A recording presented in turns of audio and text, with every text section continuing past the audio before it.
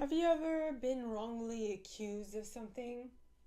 Hello, and today's Weekend Insight is mainly going to be about the story of Lilith from the Old Testament, right?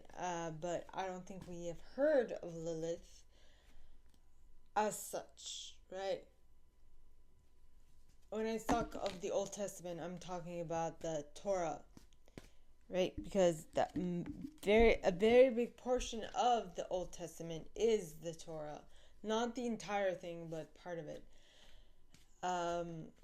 So I don't know if you guys know this, but Adam, right, the first man, had an initial wife that he sent back.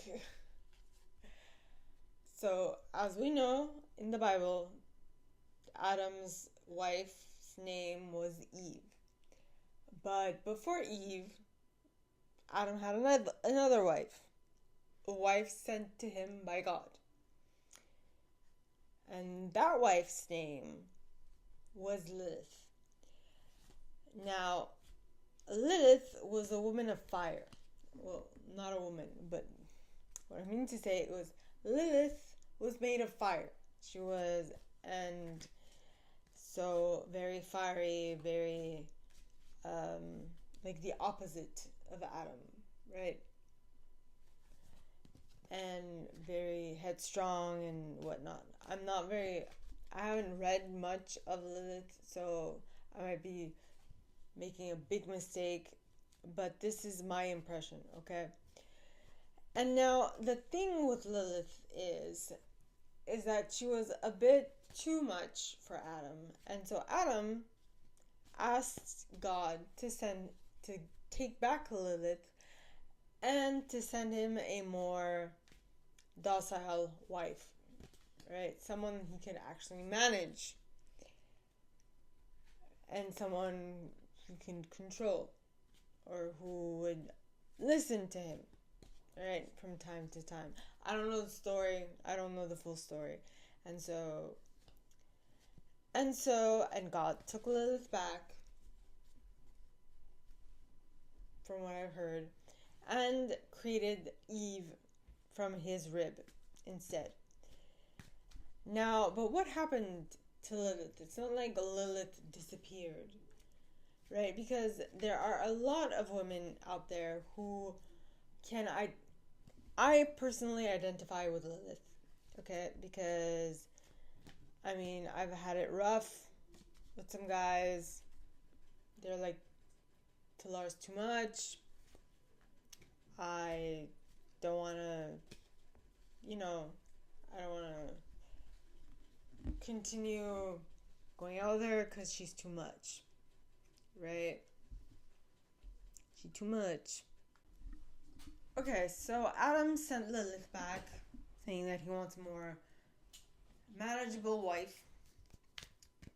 And that's when God created Eve from Adam's rib. Right? Now, I'm pretty sure. So, I'm pretty sure that Lilith, being a creative being, right, of fire, wanted to create a better life for herself because she probably felt tied down by Adam because he was just mortal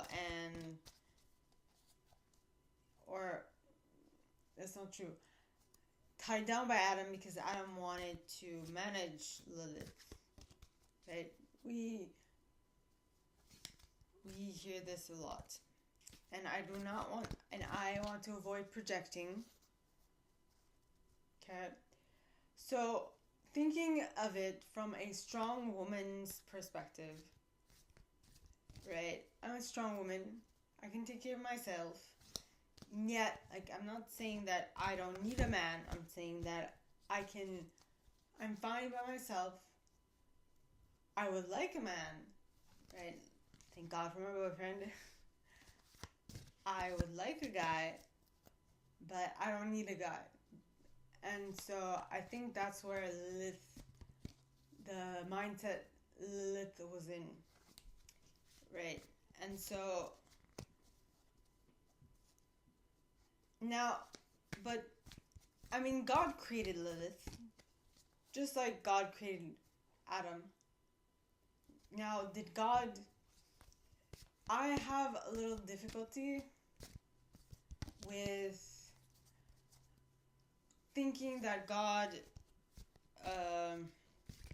did away with Lilith just because she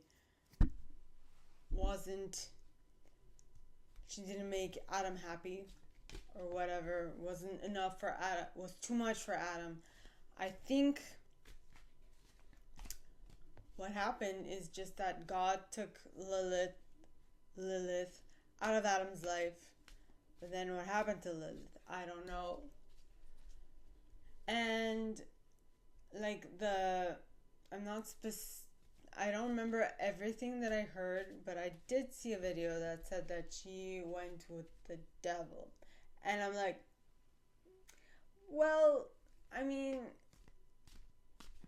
if you look at it from the perspective of she was created, or that God sent her to be with Adam, and Adam wasn't enough for her, or wasn't good enough, right?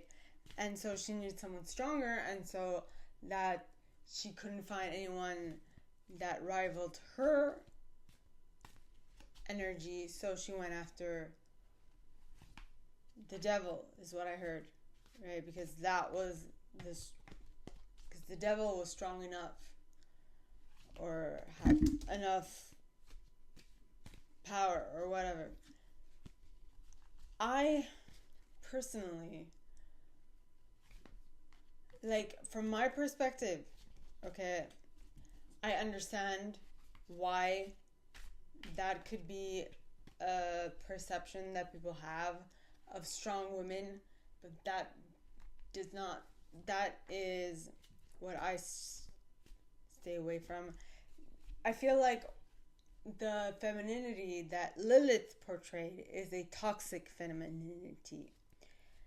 And smart women, alright, will shy away from toxic femininity all day, every day. Okay? Smart, positive women will shy away from that because they know that will actually cause more harm than good, right?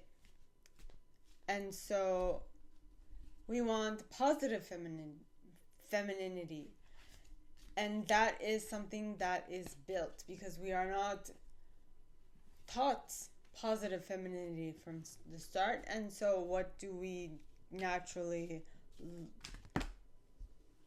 if we tend to go towards what currently exists because that's all we see, but if we want to create something more, it takes more time and it's more difficult because it's not portrayed in the public sphere. So we have to go looking for it or find the exact mentor who will show it to us. And so positive femininity takes a bit of time to achieve. Did I say toxic or is it positive? Sorry. Positive femininity takes a bit of time to achieve because of the fact that it is not necessarily, done by everyone, isn't necessarily what people talk about, rave about, and stuff like that.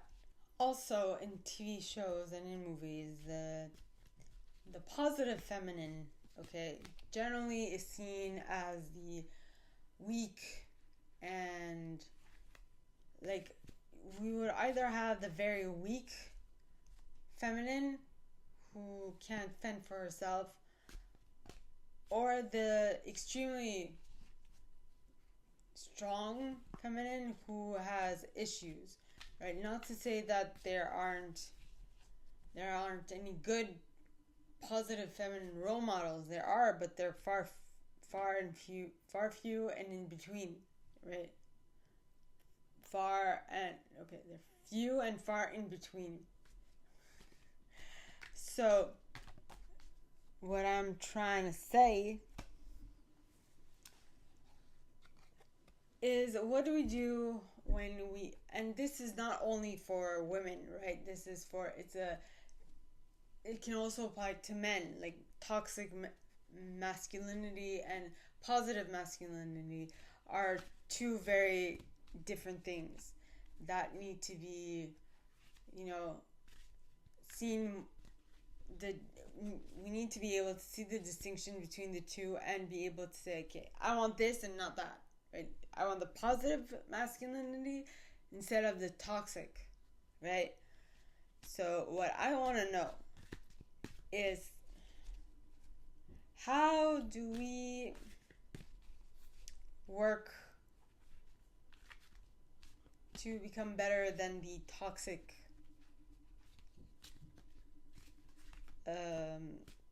aspect of our sex, right? Of our gender. Is there, oh, this card just flew out, so I'm gonna read it because it might be relevant, but a more specific card. So how specifically can we keep our gender roles positive?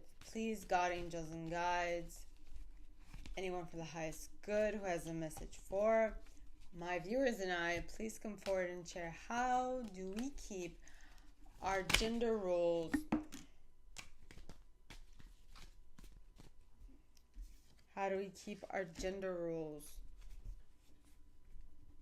positive?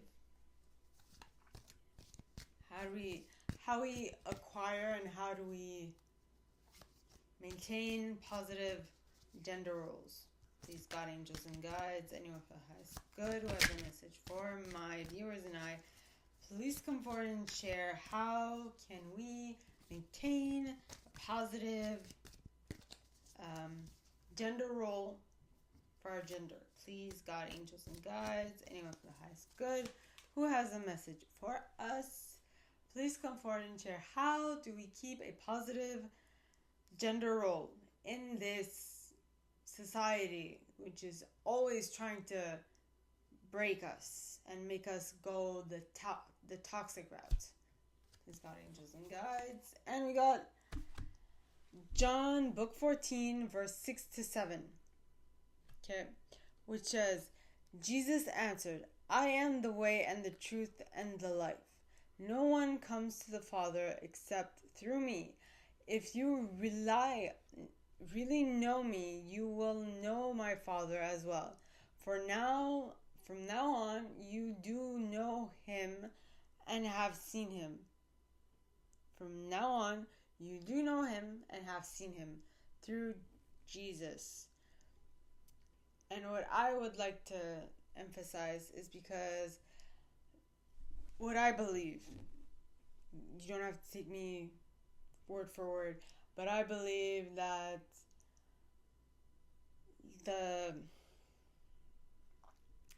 what was taught in Judaism, okay, was very transactional, from person to person, right? From person to God. It was very transactional. Whereas what Jesus taught is by taking that, but adding another layer, adding the love layer, you know, that emotional layer to it. So, not to say that the initial one, the teachings of Judaism was not correct. It's just that it just needed an upgrade. It's like having a computer and refusing to download the software upgrade. Your computer will be kind of archaic in like 2 years. In like a couple of months, it'll be archaic and it won't be as productive or as quick working as it used to be, right? Just saying. That was for that. Now for the cards that flew out. So the first card that flew out is Romans book 10, verse 17.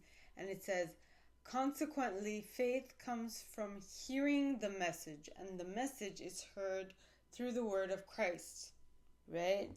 So how do we keep our gender roles positive in this day and age? was my question. And the answer that we got is through Jesus, through knowing that that what was taught previously in Judaism is not outdated, but it needed a little uplift, right? It needed a little upgrade to the one where we added the love that Jesus was referring to. So that is what he means by if you really know me, you will know my Father as well. Because Jesus talked of love, and that love is the love that God has for us, is what this is saying. Instead of the old version of what was taught of God. I'm not saying everyone has their belief, and if you don't want to listen to it, don't listen to it. I'm just saying, okay? Now, the first card to pop out was Romans book 10, verse 17, which says, consequently, faith comes from hearing the message, and the message is heard through the words of Christ. So, if you only know the love of the Father by what Jesus taught in the New Testament, right?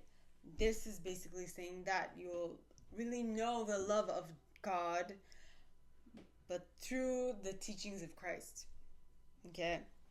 And now, the second card to pop out is Matthew book 22, verse 36, which says, Jesus replied, love the Lord your God with all your heart, and with all your soul, and with all your mind.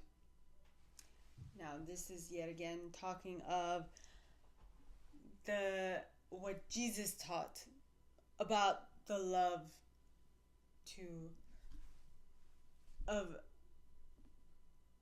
about the love that should be given to God, right? So Jesus was all about love instead of just rules and regulations.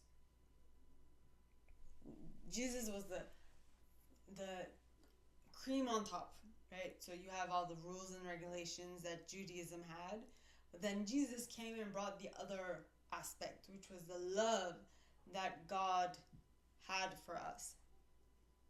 That wasn't necessarily shared through Judaism. Okay? I might be wrong, but this is what my perception. Okay? So take it with a grain of salt. And so, by Jesus saying, love the Lord your God with all your heart and with all your soul and with all your mind. So, it's talking about the little aspect that wasn't portrayed by Judaism, the love aspect, which is what I was mainly referring to when I also read the scripture from John, book 14, verse 6 to 7, right? So they all coincide. And so if you want to really live a positive gender role, basically, is by knowing that love is going to lead the way, right?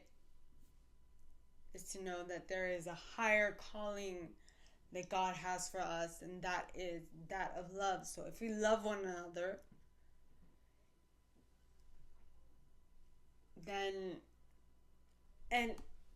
so if we love one another, and if you know that what the other individual is not reciprocating love to you, then you should not consider it as love, but consider it as lustful. And if it's lustful, it is not godly. And if it's not godly, it's something that you need to stay away from. Something just moved on my table. So, basically, if you want gender roles, okay, as prescribed by God, remember that you need to be in a loving relationship. Love, a reciprocal love. That is what you want. That is what this is saying. It's a reciprocal love. If the love is not reciprocated, then say bye-bye. You want reciprocal love. That's it. So my question to you is, have you ever felt the difference of uh, a like duty love and a reciprocal love? Is what I want you to think about. So ponder that.